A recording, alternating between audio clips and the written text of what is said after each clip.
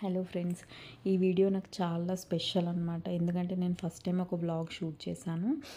And అలాగే ఈ వీడియోలో నేను తులసి కోటకు పందిరి ఎలా చేసుకున్నాను, అండ్ అలాగే కార్తీక పౌర్ణమి నేను ఎలా సెలబ్రేట్ చేసుకుంటాను, పందిరి ఎలా అలంకరించుకున్నాను అనేది ఈ వీడియోలో ఉంటుంది.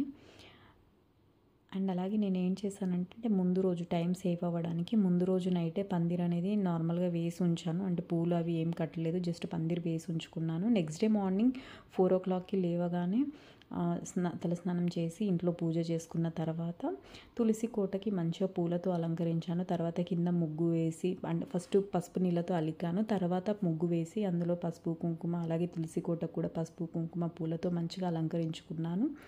ఆ తర్వాత తులసి కోట ముందు పూలతో, గులాబీ రేకులతో ముగ్గులాగా, అంటే నార్మల్గా స్ప్రెడ్ చేశాను అనమాట. పందిరి లోపల కాబట్టి మనం దీపాలు అవి పెట్టుకున్నప్పుడు కింద ఉండడానికి అని చెప్పేసి మంచిగా గులాబీ రేకులతో స్ప్రెడ్ చేసుకున్నాను. తర్వాత మంచిగా అంటే ముగ్గు అనేది వేసుకున్నాను పూలతోనే. ఇదంతా చేయడానికి నాకు 1 hour టైం పట్టింది. అండ్ ఇంకోటి ఏమంటే ముందు రోజు నైటే నేను ఈ పూలు రెక్కలు కానీ అండ్ బంతిపూల రెక్కలు కానీ అన్నీ రెడీ చేసి పెట్టుకున్నాను అనమాట. దీపానికి సంబంధించినవి, ఆయిల్, వత్తులు అన్నీ మంచిగా నీట్గా కౌంట్ చేసి పెట్టుకున్నాను. అన్నీ రెడీగా అందుబాటులో ఉంచుకున్నాను ముందు రోజు. దానివల్ల నాకు టైం అనేది చాలా సేవ్ అయ్యింది. అండ్ సూర్యుడు రాకముందే వెలిగించాలి అంటారు కాబట్టి నేను కొంచెం ఎర్లీగా లేచి అంతా చేసుకోవడానికి, నాకు కొంచెం మార్నింగ్ చేసుకోవడం వల్ల టైం అనేది ఎక్కువ వేస్ట్ అయిపోయినట్టుగా అనిపించింది. బట్ స్టిల్ నేను ఇన్ టైంలోనే చేసుకున్నాను ఫాస్ట్గానే. నాకైతే ఏ పండగకైనా మంచిగా అలంకరించుకొని సెలబ్రేట్ చేసుకుంటే చాలా బాగా అనిపిస్తుంది. అందులో కార్తీక పౌర్ణమి ఇంకా చాలా బాగా అనిపిస్తుంది అనమాట. ఎందు గురించి అంటే ఎర్లీ మార్నింగ్ లేవగానే పూజ చేసుకొని దీపాలు మంచిగా వెలిగించుకొని అలంకరించుకుంటే చాలా మంచి వైబ్ వస్తుంది.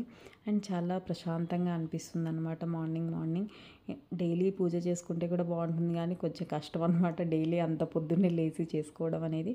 బట్ స్టిల్ ఆ ఒక్కరోజు మాత్రం చాలా బాగా అనిపిస్తుంది.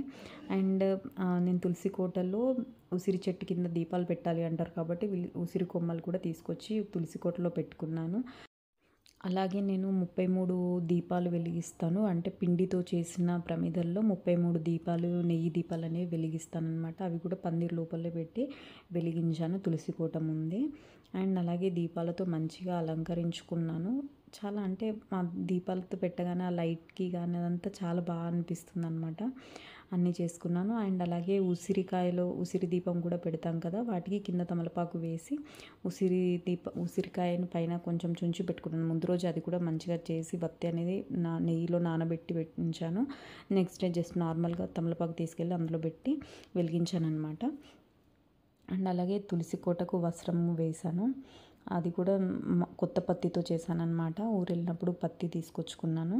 అండ్ నైవేద్యం బనానా పెట్టాను. తర్వాత మా హస్బెండ్ వెలిగించారు. ఫస్ట్ 365 వత్తులు, ఆ తర్వాత నేను వెలిగించాను అనమాట. అలాగే కొత్త పత్తితో చేసినవి 11 వత్తులు, అంటే 365 వెలిగించిన తర్వాత 11 వత్తులు కొత్త పత్తితో చేసినవి వెలిగించాము. చాలా బాగా అనిపించింది అనమాట. నెయ్యి దీపాలు పెట్టగానే అంటే చాలా మంచి ఫీలింగ్ వచ్చింది. అండ్ దేవునికి మంచిగా పూజ చేసుకొని ప్రసాదం నైవేద్యం పెట్టి దీపాలు అన్నీ అలంకరించి మంచిగా పూజ అనేది చేసుకున్నాము.